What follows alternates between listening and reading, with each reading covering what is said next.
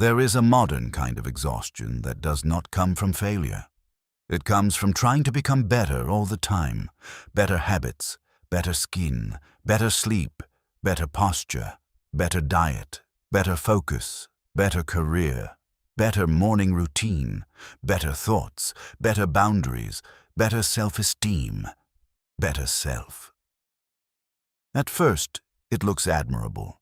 You're reading the books, watching the podcasts, saving the quotes, buying the supplements, tracking the sleep, reorganizing your life every 3 days as if the correct notebook will finally unlock inner peace. And yet, for many people, all this self-improvement does not create freedom. It creates pressure, a strange low-grade feeling that you are always behind in your own life, that no matter how much progress you make, you remain a problem to be fixed. This is the hidden cost of modern self-help culture. It often promises growth, but quietly teaches self-rejection. Because somewhere along the way, improving your life stopped being an act of care and became a full-time job in correcting yourself. The issue is not growth. Growth is good. Learning is good. Discipline is good. Reflection is good. The problem begins when self-improvement stops being rooted in self-respect and starts being driven by self-disgust. When the message is no longer, "I want to build a better life," but "I will finally deserve to exist once I become better." And that is a very dangerous bargain, because if your whole life becomes a renovation project, peace will always be postponed. A lot of people no longer relate to themselves as human beings. They relate to themselves as unfinished products, constantly optimizing, constantly measuring, constantly adjusting. You are no longer simply living, you are monitoring. Did I wake up early enough? Did I eat the right thing? Did I meditate long enough? Did I read enough pages? Did I waste too much time? Did I do enough deep work? Did I improve myself properly today? What is sold as self-development often becomes self-surveillance, a life lived under inspection, and of course this creates anxiety. Because when everything becomes part of your improvement plan, nothing feels innocent anymore. Rest becomes recovery optimization.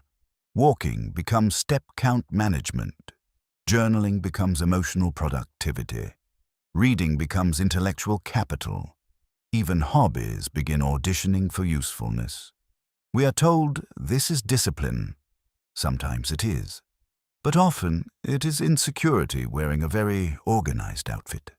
The self becomes a project when you are never allowed to simply be a person. Only a before, never an arrival, always a draft. And if you live that way long enough, you start to feel like your current self is an inconvenience, a temporary embarrassment, someone to outgrow as quickly as possible. That is not growth. That is alienation. The internet did not invent self-improvement, but it industrialized it. Now your phone contains an endless stream of people who appear to be becoming superior versions of themselves before breakfast. Someone is building a business at 22. Someone is waking up at 5 a.m. Someone is meal prepping in glass containers with the calm confidence of a woman who has clearly never cried in a supermarket.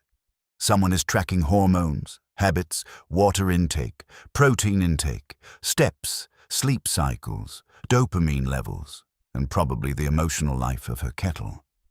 And all of it creates a subtle psychological pressure. If they are improving at this speed, what is wrong with me? The internet has turned self-betterment into performance. It is no longer enough to change. You must appear to be changing.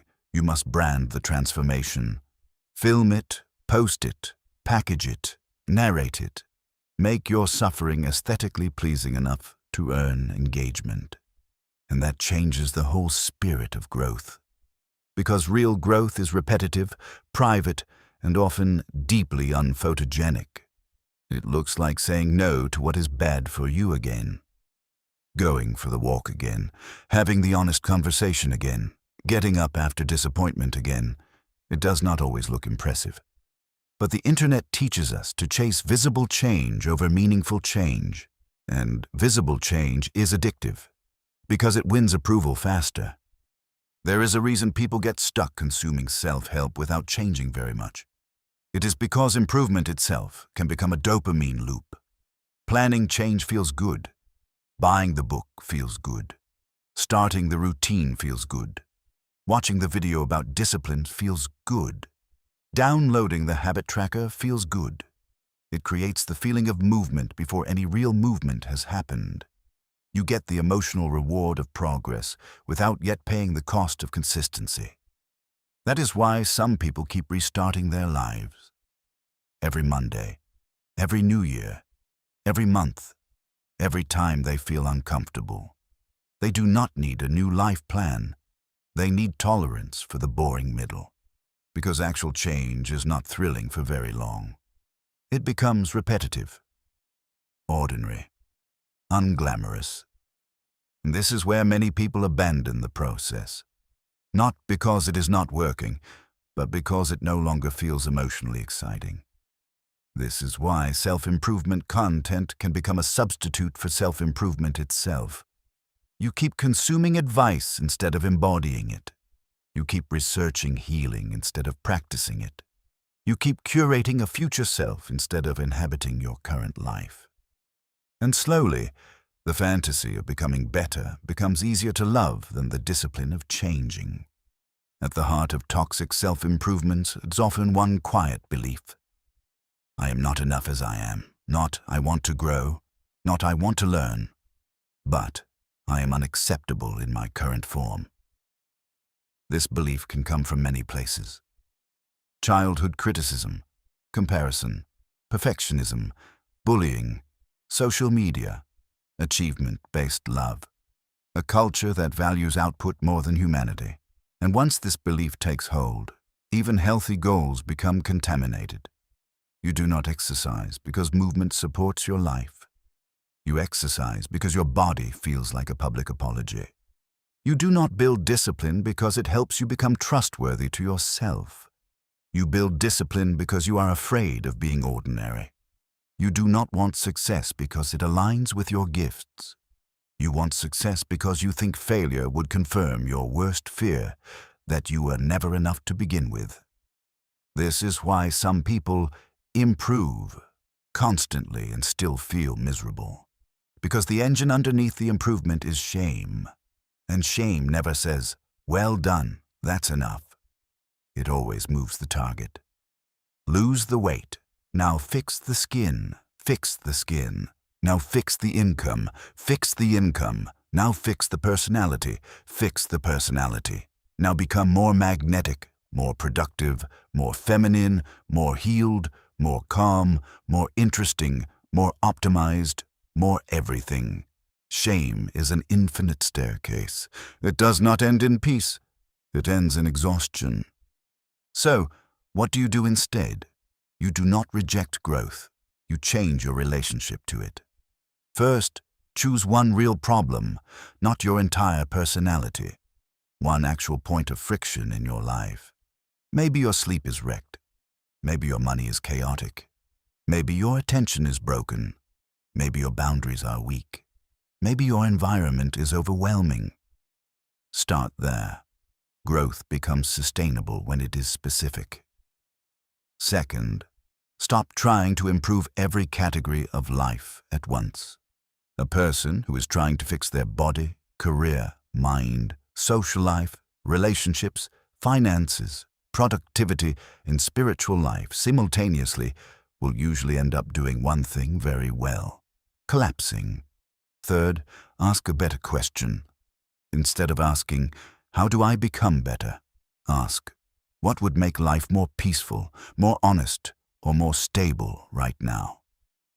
That changes everything, because sometimes the next step is not optimization, it is rest, or grief, or simplicity, or saying no, or admitting you do not actually want the life you keep trying to optimize yourself for. Fourth, build fewer systems and more trust. People love systems because systems make them feel in control. But many do not need another tracking tool. They need a few promises kept consistently. Sleep at a decent hour. Eat real food. Move your body. Spend less than you earn. Read instead of scroll sometimes. Keep your word to yourself in small ways. Nothing glamorous. Just stabilizing. And fifth, allow enoughness into the room. Not complacency. Not giving up. Enoughness. The ability to say, I can grow and still not live in permanent war with myself. That is a mature form of self-improvement. Growth without self-erasure. Real change is usually quieter than people imagine. It does not always announce itself. It does not always produce a dramatic before and after. Sometimes it looks like less chaos, less urgency, less self-betrayal, less drama mistaken for aliveness. More calm, more clarity, more consistency, more discernment, more capacity to disappoint others instead of constantly abandoning yourself. Real change is not becoming impressive. It is becoming integrated. It is becoming someone who no longer needs to perform transformation because they are actually living differently. The person who is healing may look less exciting online. The person who is healing may post less, explain less, announce less. Because some of the healthiest people are no longer building an identity around becoming. They are simply living.